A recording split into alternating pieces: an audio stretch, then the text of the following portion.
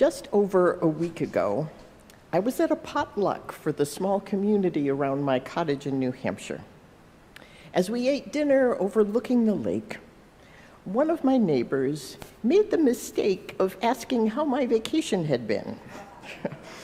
And in the twinkling of an eye, we were immersed in a discussion about suicide, because I'm the life of the party like that. The conversation that ensued struck me in several ways. The first was that everybody just jumped right in. There were no awkward pauses or defensive postures. They all had thoughts and they leaned in to share them. As we talked, a theme began to emerge that applied to the large variety of circumstances around life and death that were being shared. And that theme began to crystallize when I shared a story about a close friend of mine from high school. David's life as a young child had been marked by extreme trauma, as his father was murdered in their yard, shot by a neighbor in rural Rhode Island in a classic Hatfield and McCoy border dispute. But despite all of that, David had found his way. He moved out west, he married, had a daughter, he became the mayor of a small town. Life was good. Then he got sick, and I found myself on a group email getting updates about his increasingly serious, yet still undiagnosed condition. At first, doctors thought it was some combination of several tick-borne illnesses all piled on top of each other together. But eventually they learned it was ALS. David went through many treatments over a couple of years, but as the disease progressed, he decided not to see it through to its most bitter end. He traveled to Oregon, where physician-assisted suicide is legal, and with his wife, picked the day and the hour. All of us who knew him were invited to send written memories and goodbyes to be read to him on that day. And then, surrounded by his loved ones, he found his peace. My story about David shifted the discussion we were having at the potluck. We moved from people sharing about their experiences of friends and loved ones who took their lives to stories of downright anger at what loved ones who did not make that choice were forced to endure in their final years and days. They noted that our culture seems to think biological life is to be preserved at all costs, no matter how much that might compromise the dignity and quality of life of a person. One man, the veins in his neck bulging, described having to watch his 92-year-old mother starve to death by her own will, merely because she was absolutely done with living, had no quality of life, and there were no other options to her to end it. We treat our animals better, he said.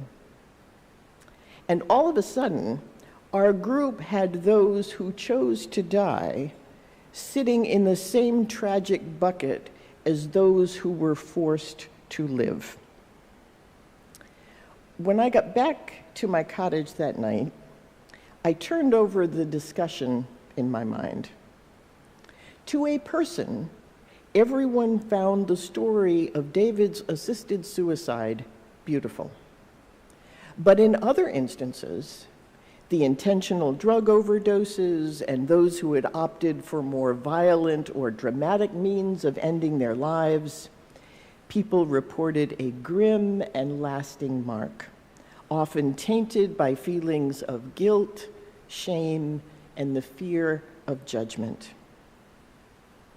I've experienced that too, as I've talked about before with my Czech pen pal, who I'm calling Boris, not his real name, who hung himself in his yard, devastating the lives of his wife and 2 sons who came home from shopping and found him by following the family dog who was losing his mind.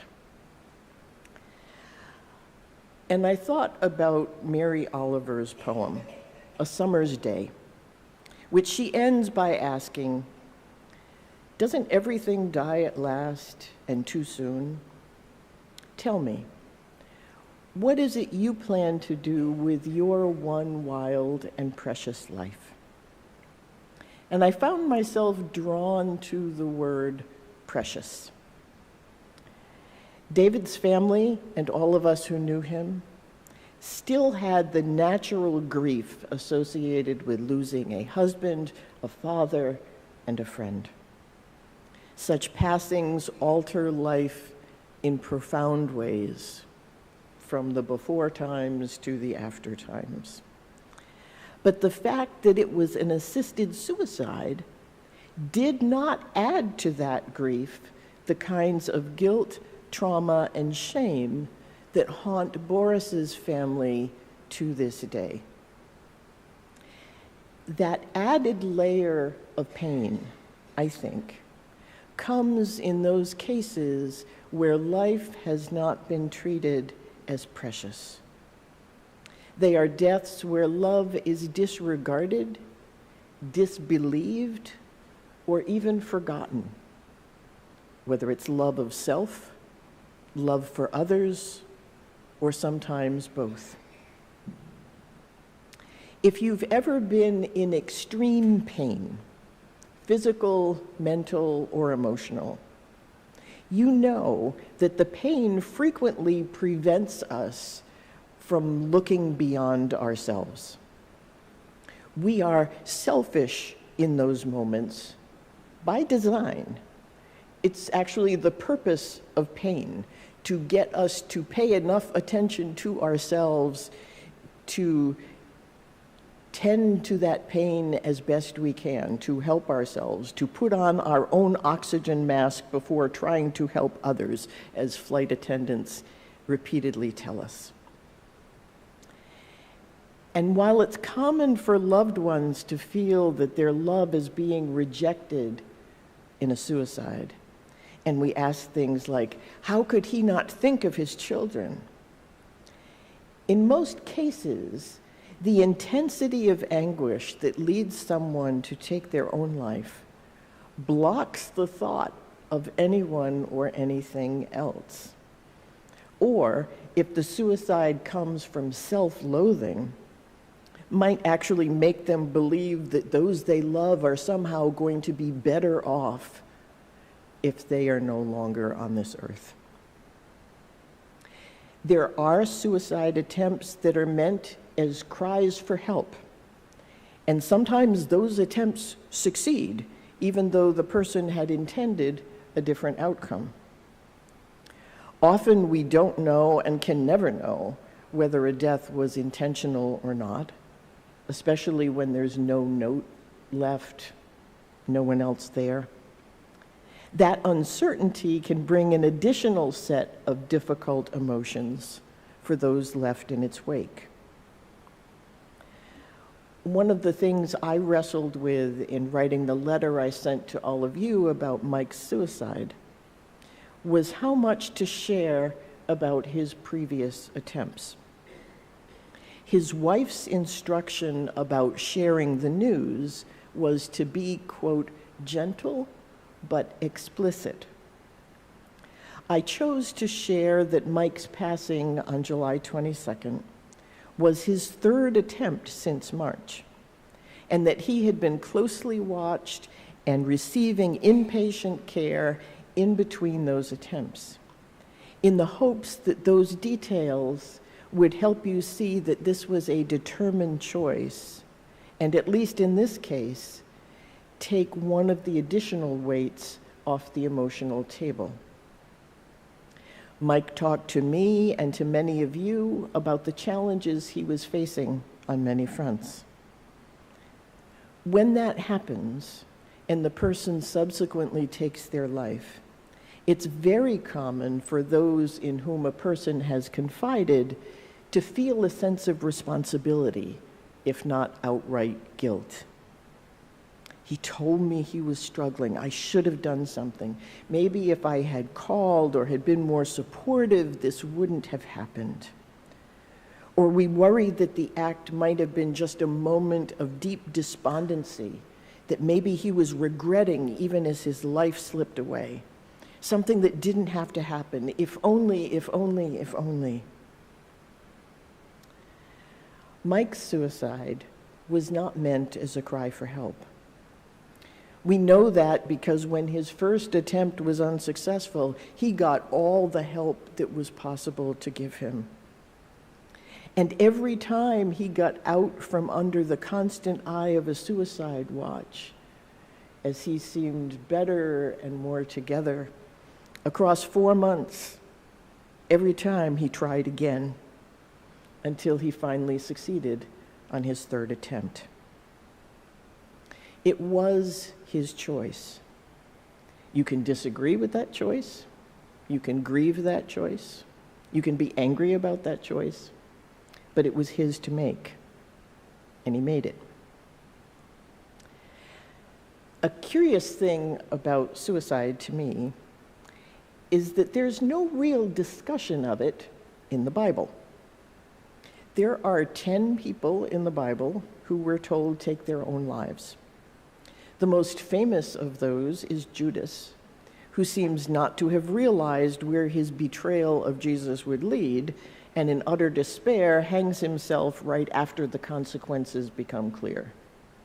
Jesus wasn't even walking up to Mount Calvary when Judas saw what was happening, knew what was coming, and took his life. But all the rest of the biblical suicides are in the context of war or prison. One of them, Samson, is like a suicide bomber. He uses his strength to bring down the roof of a building on himself and his enemies alike. The rest of them are all either kings, the protective services around them, or in one case, a jailer whose charge had escaped. All of them are facing execution anyway, either because they're about to be captured by their enemies or because they have failed in their duty to protect someone. Social structures and laws of the time have predetermined their fate, and they take their own lives in their own way to ensure their end is less painful or humiliating than what otherwise awaits. Assisted suicide in cases of terminal illness strike me as being similar to that. But notably, in none of those cases, not even Judas, is there any teaching, condemnation, or even a discussion about suicide as a practice, as a thing that people do. Some traditions in Christianity teach that someone committing suicide is going to hell. That simply is not supported in Scripture at all. Not even vague passages that are open to interpretation. It is simply not there. So please, if you or someone you know is suffering in the wake of a loved one taking their life, do not add to the pain by suggesting that the person who died met anything other than the loving arms of God as they left this earth. If anything, God would send the gentlest angels in heaven to carry those souls home. It's not that no one in the Bible ever got depressed and wished their lives to be over. Many felt they were not up to the task they had been given, were worn out by the effort, or didn't want the job in the first place. In Moses, Job, Elijah, Jeremiah, Jonah, and others, We find people exhausted and dejected in their work to the point where they really would like to die, or at least not to go on with what God has called them to do. But they don't end their lives over it. As they sit with their grief and despair, God shows up, sometimes by being demanded that he show up, like Job does. But God shows up to offer a new perspective, solace, and even sending ravens to bring food to Elijah, who'd been too depressed to eat. There are many factors that have led us from there to the place where our society today needs suicide hotlines. But I think all of the factors making things worse converge in the misguided belief that not every life is precious, or that some lives are more deserving and precious than other lives, or that a life is precious only if certain conditions are met and maintained. We see that disregard not only in the words and lives of too many individuals, but also in the systems and structures of society. We see and mourn the suicides that happen, but we can never know the suicides we prevented with a kind word, with a good meal, or the effort to create an environment at home or in other places where all know without a doubt that they are precious in our eyes and in the eyes of God. And when we can learn to create dignity in living, maybe we will at last come around to learning to give dignity to our dying as well. Psalm 116, verse 15, is always a verse that jumps out at me in conflicted ways. It says, "Precious in the sight of the Lord is the death of God's faithful ones." Maybe we should reflect more on what that means. I promised that I would leave some time for comments or questions. So I'm going to stop there, and Madeline is going to help me out with the handheld microphone. So I will come down, and if you have something you would like to add, ask about, or say, lift a hand, I'll recognize you, and Madeline will bring you the microphone so that those on the live stream can hear you. The video is not going to zoom in on anyone who's asking the question. That will stay on me. And you may not have any. You may not want to say anything. But in case you do, we have that opportunity.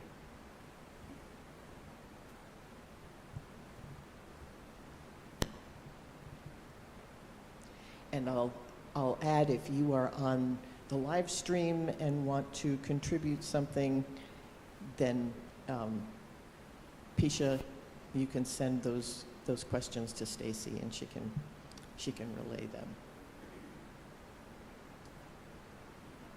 Anyway, Linda.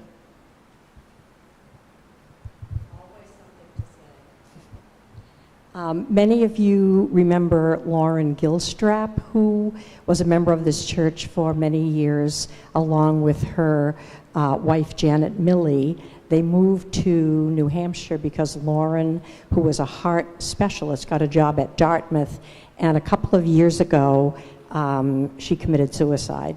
Several of us went to the funeral in New Hampshire, and Eric Dupy, who was the minister here who married Lauren and Janet, were there.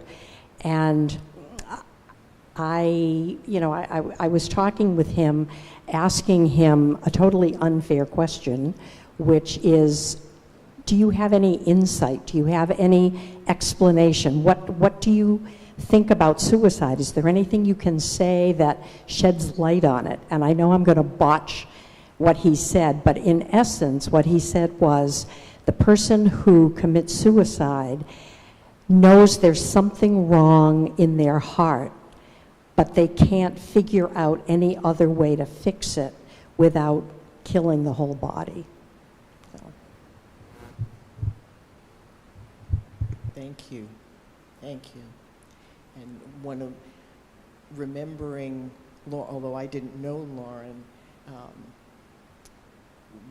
suicide has touched this congregation multiple times in just the 5 years or so that I've been here, either tangentially in families or sometimes questions about whether something was or was not a suicide. And I felt it was an important thing for us to be able to talk about, because it is not something to be ashamed about. There's a lot of feelings, but shame is something we've imposed as a society, saying, oh, you can't talk about that somehow it's putting guilt on the people who knew them or loved them, and there's enough without that. And talking about that can help to alleviate some of the societal stigma around being able to share those things.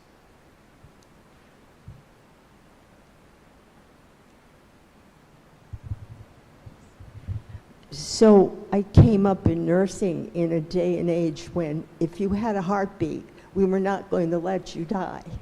And I saw so many things in the ICU. I was working in an ICU in Boston. So many heart-wrenching things where literally you weren't going to let anyone die if they had a heartbeat. And you knew the patient couldn't recover. And things have changed. There's been big change, and we all have a healthcare proxy now. But you were talking about assisted suicide. And in my healthcare proxy, could I say, no, I know I can't, if I have advanced Alzheimer's and I don't even know my family anymore, is there some way I can exit Earth? You know, I can't eat or talk or anything. Can't someone pull the plug? I've thought about that more than once as you see more and more your friends in Alzheimer's units. Yeah. We have put a lot of energy and effort into maintaining biological functioning and calling that life. And I think one of the things that the church has to offer in the conversation is a more robust discussion about what is life, what constitutes life. And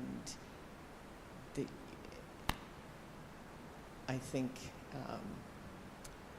I have seen also, spending a lot of time in hospitals across my career, how easy in a moment where a person has had a crisis event, it's really easy and quick for a family to say, put in a feeding tube. Yes, okay, and it's done in 5 minutes.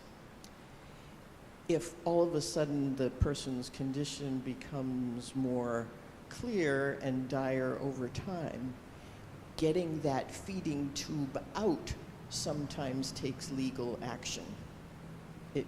It cannot come out. It can go, yes, we want it in. Taking it out is a whole nother bag of red tape. And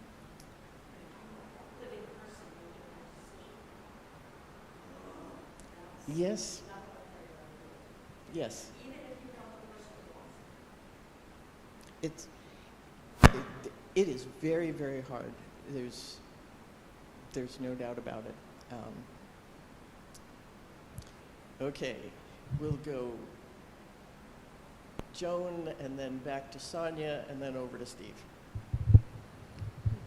I would just like to talk about the preciousness of life.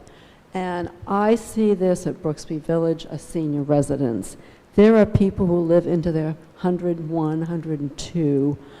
Many people are in wheelchairs. All of these residents are accepted, included in everything. It is just dinners. I mean, there are people who, can't use one arm and can barely use the other, have their face almost into their food. You have dinner with them. They still have minds. They still can talk and share. There's tremendous support. And the statistics that Peabody has given us is that the general population of Peabody is not as old as the population at Brooksby Village. It is just amazing to see. We aren't there yet, but we could be, and we would be accepted no matter what happens to us. Yes, it's the dignity at all stages and knowing that you can be accepted. An interesting statistic when David was entering into this assisted suicide process, and I was reading more about it, is that in states where that is legal, which aren't many, the suicide rate actually goes down because people know that if things get bad enough, I have an option. And one of the things that drives the more dramatic kinds of suicide is the fear that I know things are going to get worse, and once I'm put into this bigger system, they're not going to let me go. They're not going to let me go, and they take their lives themselves earlier when they know that if they've got a pill in the medicine cabinet that they could take at any time, they tend to put that off until things really get to a point where they say, all right, I know this is the end. Anyway, Sonia.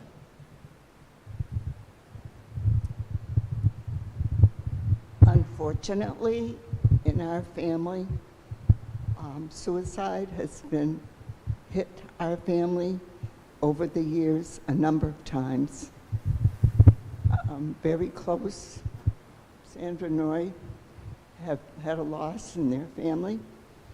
A year ago, my young cousin of 61 decided he could no longer go on. Unbeknownst to his sisters, he just decided he could not face society anymore. He lived alone, very wonderful young man. It was hard for the sisters. I have continued to support them. He did leave a note. 22 years ago, my middle son's close friend succeeded after a number of times. At the time, I said to Kurt, how could you have let this happen? After the fact, I said, what a terrible thing for me to say, because he said, Mom, you don't know how many times we prevented it, but he was determined. I think the important thing in our lives is that we have taken care of each other through these events.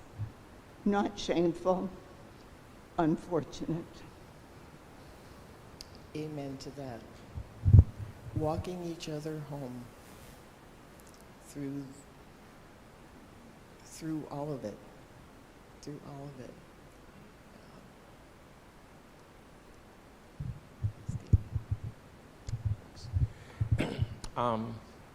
More general comments. Death is always profound because we're looking at it from life. It's the one thing that gives us that sort of perspective. And and reminds us of things because of that perspective. Similarly to looking at death in general from life. Anytime someone I know commits suicide, it makes me wonder, what do they have, for better and undoubtedly for worse, that I don't have? Why not me? What is the difference? What is it that makes me decide I want to keep on living, of course, almost by default? And what is the perspective that that other person has? Reminds me generally of my first rotation, clinical rotation in medical school, which happened to be in psychiatry at a veterans hospital. And I came to realize that some of the most violent and disturbed people were profoundly more sensitive in some ways than many people who managed to go blithely through life.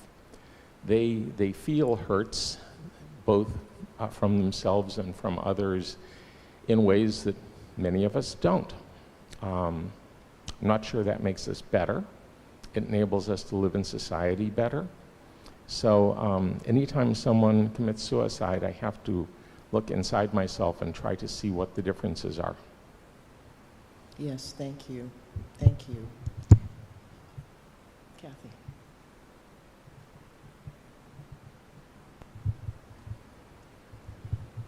I want to say thank you to Anne, because this is the first time in my life I've ever heard someone say, God still loves you and will carry you home if you have committed suicide. And that's a message, I think, that we all need to hear, because I've lived my life thinking that I had a friend who committed suicide when I was about 20, a very close friend, and all this time, I thought that he probably was not being carried home. And now I know that he was. So thank you. Yes, thank you for that. I felt that was especially important because I've heard it a lot invariably when people have talked to me about that, depending on their religious background. The first ledge I have to talk people off of is the fear that, in addition to everything else that they're suffering, that somebody along the way has said, well, they're going to hell. And even in the most egregious case, the most extreme case of suicide for like all the wrong reasons was in Dover. And a prominent member of the congregation, a teacher at a local high school, prime of his career, took his life. He was getting divorced, and his suicide, he left a note, but his suicide was designed as punishment for his wife. And he ended his life in a rather grisly fashion, staged so that his wife would come home and find it, and the note that he left blamed her for it and ended with, now go live with your demons. Now, there is so much in that, but that was a huge service that I did. I had to do an assembly at the guy's high school about it. But even in that case where what the person communicated was nasty and they ended their life, the question was raised at the service, is he going to hell? And that's not my call. It's not the call of anybody here to decide. We do not get to decide those things. So that's, why ever someone is telling you that somebody else is going to hell, That might be their opinion, but it's not up to them. And I said at that service, you know, if God said to me, okay, Ann, his name was Bob, if on this one you get to judge, you know, here's Bob's soul in the palm of your hand. What are you going to do with him? And I said, you know, so the question comes to me, could I drop him? And I knew him well. He was a prominent member of the congregation and our music program there. And I said, you know, I was really mad at him. I was really mad. I said, I might want to slap him around a little bit, honestly. But could I drop him? No, I could not drop him. And if God is not a whole lot more merciful than I am, then we are all in a heap of trouble. And I think that it comes down to that combination of things. God is love, and maybe it's because I've done prison work with people serving life without parole sentences, but you never know. I saw a graphic the other day that had the sort of this big, huge circle of things of a person's life. And then there was this tiny little dot that was things you know about it. And that in cases of suicide and in cases of anything, really, it tends to come down to that. There's this big thing of a person's life, and there's this little tiny dot of the things that we happen to know about it. And there's a big gap in between.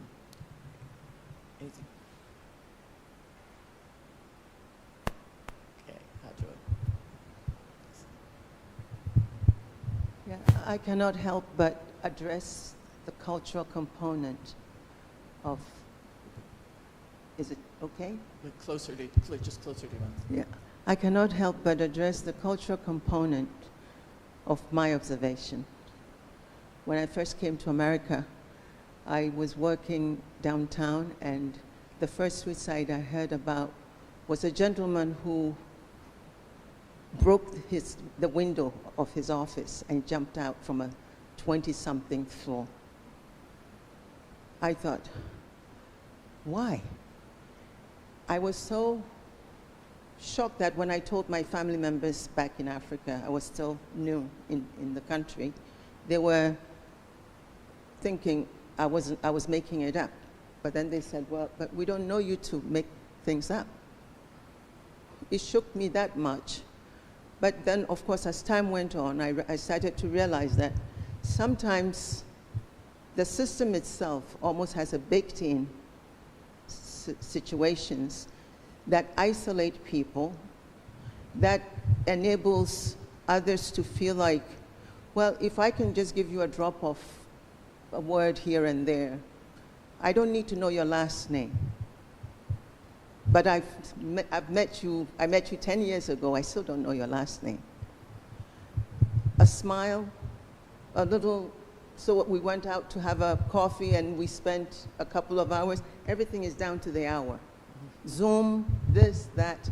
And there are times when the person probably is feeling like they need to be closer for the succor, the healing, the sense of, oh, someone actually paid attention without giving me like a parenthetical end time. All those things for me, when I'm observing them, they add up, because some of us are solo agers, and some of us have come from other countries. Some of us don't have extended families. And so when I'm looking at the lens through that, and some of us also may not also have the kind of maybe the quote-unquote wealth that enables them to actually access certain services. But then you go back and say, culturally, I grew up in an embrace of love. It filled me up, and I can draw on it. Because culturally was somewhere else where people didn't have to worry about where is so-and-so, we haven't seen him in a couple of years. They're coming to your house just to hang around. They don't have to, give you time to put them on your calendar and all sorts of things. I understand that, yes, life here is different. People are rushing. But rushing where? What's the urgency when someone here is calling out with a broken heart or a need to say, can you please sit with me? And people are ashamed even to say that because, oh my goodness, I'll be rejected even more. When I'm looking all around and picking up these cues, they're informing me also of how to adjust myself to this culture. And it's so frustrating. It's so scary. It's so, wow. What happens in a place like this that is supposed to be the leading culture that others must look up to? And now we have thrown in the social media, isolating people even more. Now that whole isolation is seeping into other cultures. So the culture that I'm talking about, where I grew up in the embrace of love, is also it's changing. It's changing to the point where maybe what is happening here, the suicide stuff that seems so ordinary or common or whatever, it someday is going to get there too. Yes. Maybe we need love.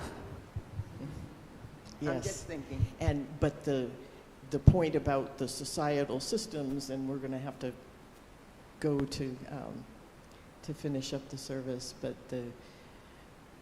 the systems under which we operate, and especially in New England, are the good old Protestant work ethic and pull yourself up by your own bootstraps. When you don't even have boots, let alone bootstraps, or you've lost the strength to pull on them. When there's no social safety net at all, which says if you can't make it on your own, you are somehow not deserving of life.